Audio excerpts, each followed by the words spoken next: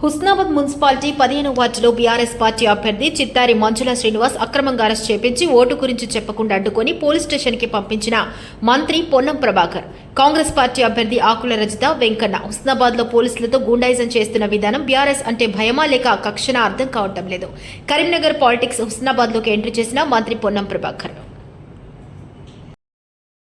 ప్రజలకు ఒకటే చెప్తున్నా అన్న, అమ్మ ఒక్కటి 5,000 ఒక క్యాండిడేట్ దగ్గర మినిమం మెయింటైన్ చేసుకుంటూ తప్ప దౌర్జన్యంగా అరెస్ట్ చేసుకొని తీసుకొని పోయి ఇక్కడ క్యాంపెయిన్ చేసే ముందు ఇక్కడ క్యాండిడేట్ ఉండద్దా?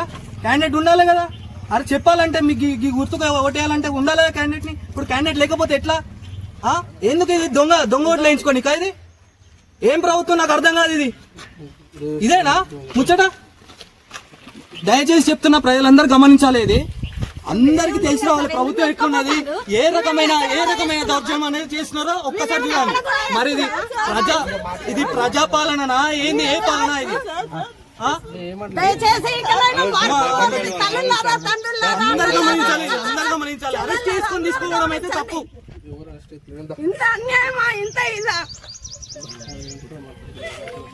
ప్రజలారా, 15వ వార్డు అభ్యర్థిగా నిలబడ్డ చిత్తారి మంజుల శ్రీనివాస్ అని నేను. ఇక్కడంతా రాజకీయం అంతా వేరేగా ఉన్నది. ఏం మా దగ్గర ఏమి ఇది లేకున్నా కూడా మమ్మల్ని అనవసరంగా మమ్మల్ని చేస్తుండ్రు.